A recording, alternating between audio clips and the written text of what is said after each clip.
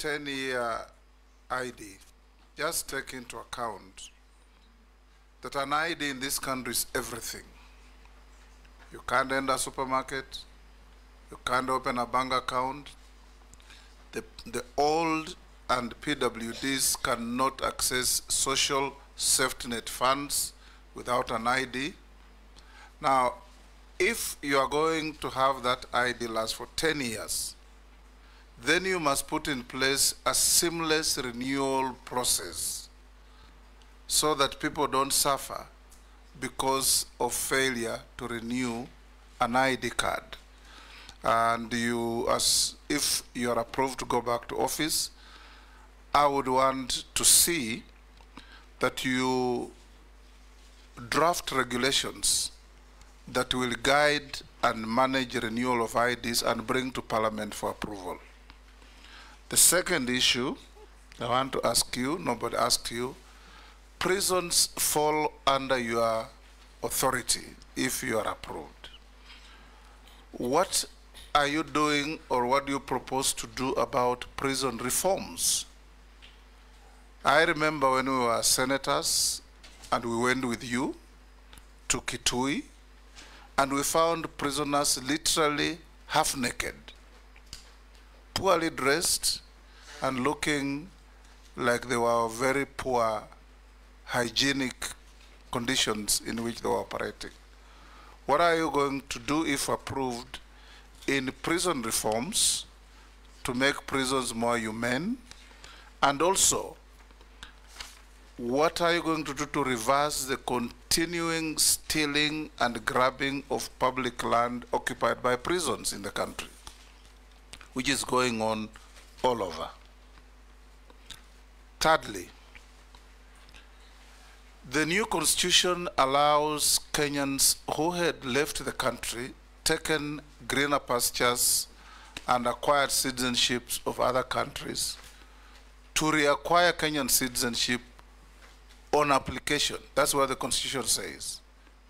But we get a lot of communication and phone calls from Kenyans out there who are struggling to reclaim their citizenship because they have either British or American or whatever citizenship. What are you doing to simplify? Because the constitution says you reclaim your citizenship on application. What are you going to do to simplify the process of reclaiming citizenship by Kenyans who lost their citizenship? If you can answer those, then I'll come to other simpler questions to you. Thank you, Mr. Speaker, sir. Mr. Speaker, on the first issue of IDs, I agree with your recommendation and guidance that we should consider a seamless transition from after the 10 years to avoid creating a crisis. I believe it will be possible because we had a similar situation with passports when we went into e-passports.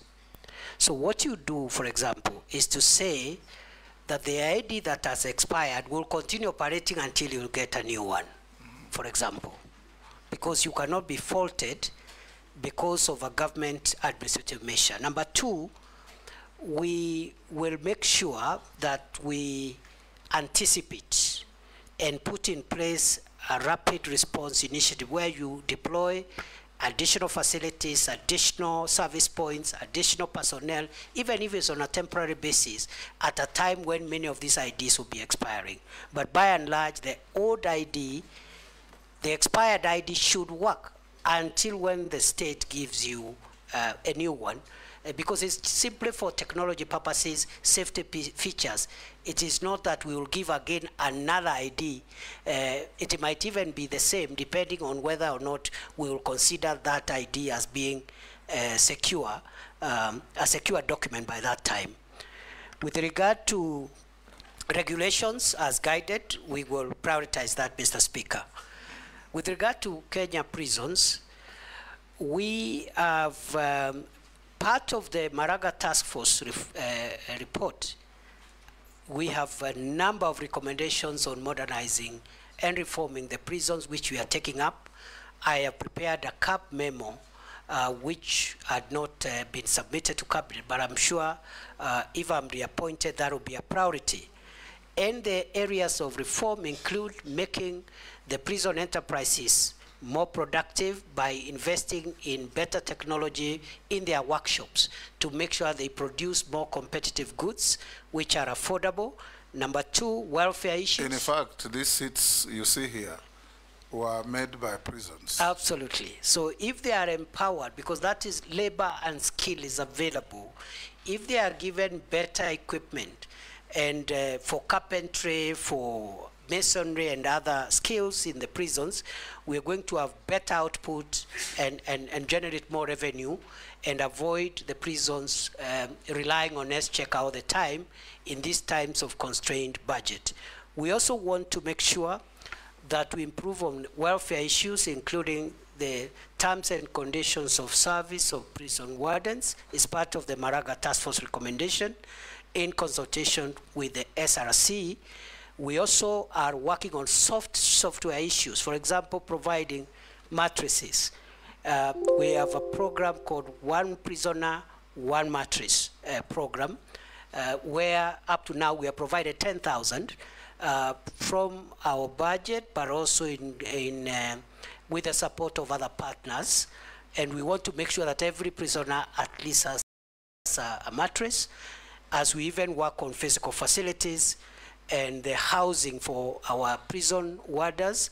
We want to construct 28,000, and we have already, I think, I don't have the figures right now, but I think we've done nearly 500 in different prison facilities. We want to do 28,000, which should almost meet the entire demand, because that is almost the population of our prison personnel complement. Other than that, the prison land, there are certain serious encroachments on prison land.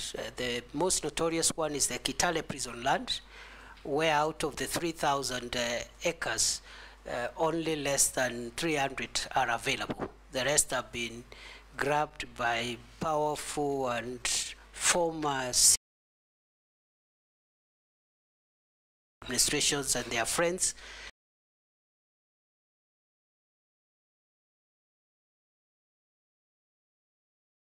We will have to recover it. We have engaged the National Land Commission and other stakeholders. We will recover the land.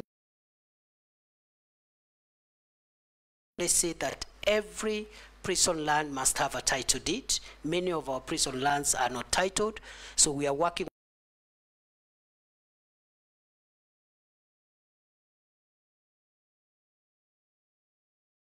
protected through titling. The last question, Mr. Speaker, sir, you asked is about those Kenyans who are regaining citizenship.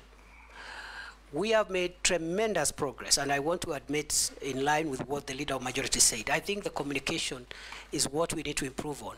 We have made tremendous improvement and reforms in the processing of citizenship applications by foreign nationals who want to be Kenyans, but also by Kenyans who had lost their nationality before the 2010 Constitution and are now entitled to reapply. When I came to office, there were 2,700 pending applications. I cleared the backlog within 30 days. Right now, we are receiving applications on a rolling basis. I had directed the Directorate to ensure that from the time of application to the time the minister signs off that application for regaining citizenship, it should not be more than 21 days. And I think that is work in progress. Lastly, how do we simplify? We will reduce the paperwork. There is a bit of paperwork in that Directorate, yes. And we want to reduce it and go digital and make sure that we even bring the timelines from 21 days to 7 days to possibly 3 days on application. I thank you, Mr. Speaker. Lastly, nominee, do you hold any leadership position in any political party? No. Have you ever been adversely mentioned in any integrity-related reports? No. on investigations? Do you hold citizenship of any other country? No. What is your worth? 694 million. Made of? Made of I have 2 homes, one in Nairobi and one in Tharaka Nithi. Then I have landed buildings, about 235 million.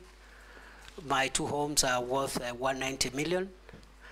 And then I also have savings in SACCOs and banks. I also do legal practice, so I have a bit of revenue that I've generated through my law firm, and that is it. And I forgot, Mr. Speaker, when I was filling in, I forgot to add, I have vehicles of about 17 million, which are not part of that report. I apologize. I remembered after I had submitted the questionnaire. Honorable members, we received memoranda from one Eliud Karanja Matindi, Isaac Alwacher, Joseph Mwathi Nyanjui, Khalid Ibrahim, Aisha Adan, Sonia Mushila, Masi Murugi Kuria, Ahmed Sigat, Okio Mtato Koit, David Malombe, and Collins Onyango. We forwarded them to the nominee, and the nominee responded to all of them in writing. We have them on record. Professor, we allocated 2 hours.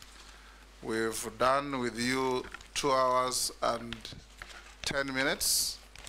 We want to inform you that this brings to an end our interaction with you. The clerk has checked all your documents against what you submitted, have been found to be correct and in order. And unless you are lawfully held, you are now